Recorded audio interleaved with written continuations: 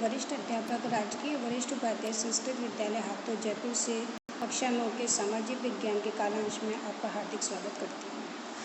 बच्चों, आज हम अर्थशास्त्र के प्रथम अध्याय पालमपुर गांव की कहानी के तीसरे भाग पालमपुर में खेती का अध्ययन करेंगे। इससे पूर्व द्वितीय भाग में हमने कृषि उत्पादन की मूलभूत कठिनाइयाँ जैसे भूमि की स्थिरता, अधिक पैदावार करने के तरीके, बहुविध जैसे अधिक पैदावार करने के तरीके में एक बहुविध फसल प्रणाली। तो पालमपुर गांव में सभी किसान वर्ष में कम से कम 2 फसलें पैदा करते हैं। कई किसान 15-20 वर्षों से तीसरी फसल के रूप में आलू की खेती भी कर रहे हैं। और दूसरा पॉइंट, आधुनिक कृषि विधियों का प्रयोग। तो आधुनिक कृषि विधियों से जैसे सिंचाई की सुविकसित व्यवस्था होने के कारण नलकूपों द्वारा सिंचाई होती है, उससे अधिक फसल होती है। HYB और अधिक उपज वाले बीजों से भी अधिक उत्पादन होता है। रासायनिक उर्वरक, कीटनाशक दवाइयाँ, ट्रैक्टर वगैरह, अधिक ये फसल गहाने के लिए मशीनों से जुताई और कटाई के काम को भी तेज़ कर दिया है। तो इससे उत्पादन में वृद्धि हो रही है। तो बच्चों, अधिक वृद्धि तो खूब उत्पादन में वृद्धि खूब हो रही है, लेकिन अब क्या है, भूमि ये धारण कर पाएगी? देखिए बच्चों, ये ज़मीन है, ज़मीन तो ये धारण नहीं कर पा रही है, क्योंकि आपने देखा कि ये अधिक उन्नत जो बीज हैं, इनसे या रासायनिक उर्वरकों से या कीटनाशक दवाइयों से भूमि तो खराब ही हो रही है ना। तो भूमि में इतना जो लाभ, मतलब लाभ केवल जो बीजों की वजह से हो रहा है, लेकिन वास्तव में भूमि में ये नुकसान हो रहा है। तो भूमि एक प्राकृतिक संसाधन है, अतः इसका सावधानीपूर्वक प्रयोग करने की ज़रूरत है। वैज्ञानिक रिपोर्टों से संकेत मिलता है कि खेती की आधुनिक कृषि विधियों ने प्राकृतिक संसाधन आधार पर अति उपयोग किया है। ये जो प्राकृतिक संसाधन है ना, उनका अति उपयोग किया है। अनेक क्षेत्रों में हरित क्रांति के कारण उर्वरकों के अधिक प्रयोग से मिट्टी की उर्वरता कम हो गई है। ये जो उर्वरक है ना, तो हरित क्रांति के बाद में जो उर्वरकों का प्रयोग हुआ है, तो इससे ये मिट्टी के जो उपजाऊपन होता है ना मिट्टी का, वो कम हो गई है। इसके अतिरिक्त नलकूपों से सिंचाई के कारण भूमि जल के सतत प्रयोग से जो ज़मीन के अंदर जो पानी का जो होता है ना स्तर, वो भी कम होता जा रहा है। जैसे पानी पहले थोड़ा सा ही खोदते थे, निकल जाता था, लेकिन अब बहुत ज़्यादा खुदाई करने के बाद भी पानी नहीं निकल पाता है। तो मिट्टी की उर्वरता और भौम जल जैसे पर्यावरणीय संसाधन कई वर्षों में बनते हैं। एक बार नष्ट होने के बाद उन्हें पुनर्जीवित करना बहुत कठिन है। कृषि का भावी विकास सुनिश्चित करने के लिए हमें पर्यावरण की देखभाल करनी चाहिए। रासायनिक उर्वरक ऐसे खनिज देते हैं जो पानी में घुल जाते हैं और पौधों को तुरंत उपलब्ध हो जाते हैं, लेकिन मिट्टी इन्हें लंबे समय तक धारण नहीं कर सकती। वे मिट्टी से निकलकर भौम जल, नदियों और तालाबों में प्रदूषित हो जाते हैं। रासायनिक उर्वरक मिट्टी में उपस्थित जीवाणुओं और सूक्ष्म अवयवों को नष्ट कर सकते हैं। इसका अर्थ है कि इनके प्रयोग से कुछ समय पश्चात मिट्टी पहले की तुलना में कम उपजाऊ रह जाएगी। देखो, उपजाऊ हमको लगता है कि उत्पादन अधिक हो रहा है तो उपजाऊ हो गई है, लेकिन वास्तव में मिट्टी उपजाऊ नहीं रह पा रही है। ये स्रोत है डाउन टू अर्थ नई दिल्ली से। अब देश में रासायनिक खाद का सबसे अधिक प्रयोग पंजाब में है। रासायनिक खाद के निरंतर प्रयोग ने मिट्टी की गुणवत्ता को कम कर दिया है। देखो, रासायनिक खाद का जो प्रयोग हो रहा है ना ज़्यादा, उससे मिट्टी की गुणवत्ता कम हो रही है। पंजाब के किसानों को पहले का उत्पादन स्तर पाने के लिए अब अधिक से अधिक रासायनिक उर्वरकों और अन्य आगतों का प्रयोग करना पड़ता है। जो पहले उत्पादन था ना, उस उत्पादन को पाने के लिए उन्हें रासायनिक उर्वरक भी ज़्यादा डालने पड़ रहे हैं और अन्य आगतों का प्रयोग भी करना पड़ रहा है।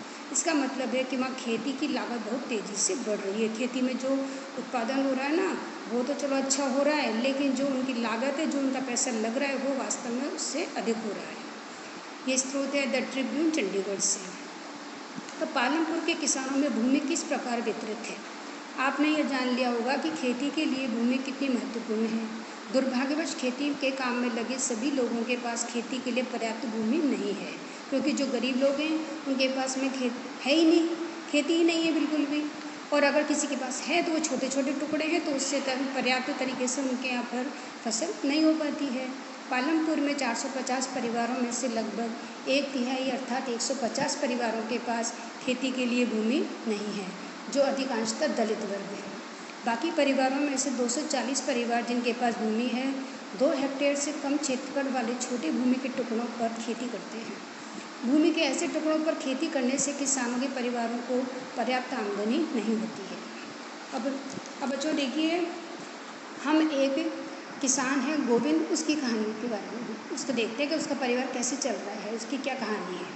तो 1960 में कृषक गोविंद के पास में 2.25 हेक्टेयर अधिकतर असिंचित भूमि थी, बिना सिंचाई वाली भूमि थी 2.25 हेक्टेयर। गोविंद अपने 3 पुत्रों की मदद से इस भूमि पर खेती करता था। यद्यपि वे बहुत आराम से नहीं रह रहे थे, लेकिन परिवार अपनी एक भैंस से होने वाली कुछ अतिरिक्त आय के द्वारा अपना गुजारा कर रहा था।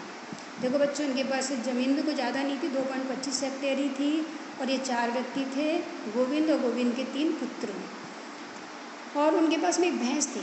तो भैंस से भी दूध वगैरह बेचने से जो कुछ आमदनी होती थी, तो इस तरीके से उनका गुजारा तो हो रहा था। तो गोविंद की मृत्यु के पश्चात, गोविंद की जब मृत्यु हो गई ना, उसके बाद में कुछ समय बाद यह भूमि उसके तीनों पुत्रों के बीच में बंट गई।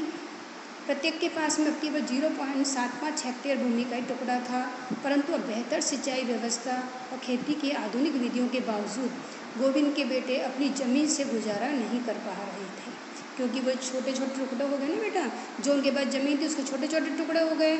अब वो इतने छोटे छोटे से खेतों में तरीके से पैदावार नहीं हो पाती है। वर्ष के कुछ भाग में उन्हें कुछ अतिरिक्त कार्य भी ढूंढना पड़ता है। जीविकोपार्जन के लिए उनको दूसरे काम भी करने पड़ते हैं। चित्र 1.5 में आप एक गांव के चारों ओर बिखरे हुए भूमि के छोटे छोटे टुकड़ों को देख सकते हैं। इन पर छोटे किसान खेती करते हैं। दूसरी ओर गांव के आधे से ज़्यादा क्षेत्र में काफ़ी बड़े आकार के प्लॉट हैं। पालमपुर में मझोले और बड़े किसानों के 60-80 परिवार हैं, जो 2 हेक्टेयर से अधिक भूमि पर खेती करते हैं। कुछ बड़े किसानों के पास 10 हेक्टेयर या इससे भी अधिक भूमि है। तो आइए चर्चा करते हैं।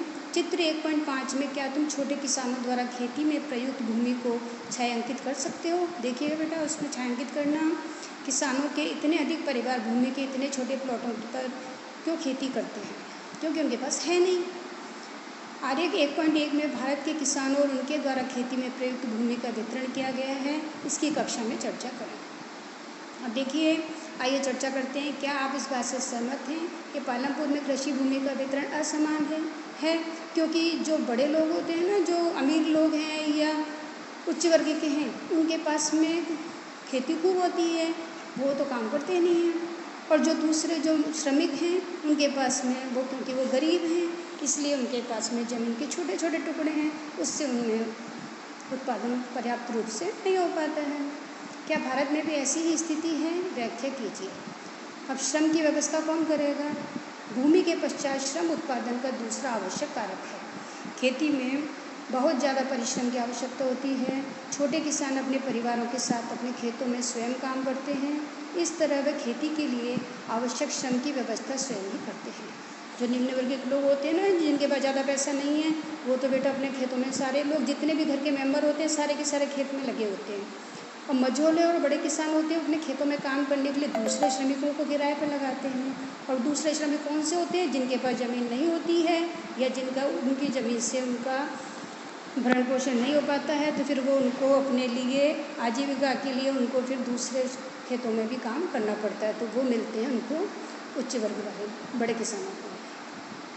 आइए चर्चा करते हैं। खेती में किए जाने वाले कार्यों को चित्र 1.6 में पहचानिए तथा उनको उचित क्रम में व्यवस्थित कीजिए। खेतों में काम करने के लिए श्रमिक या तो भूमिहीन परिवारों से आते हैं या बहुत छोटे प्लॉटों में खेती करने वाले परिवारों से।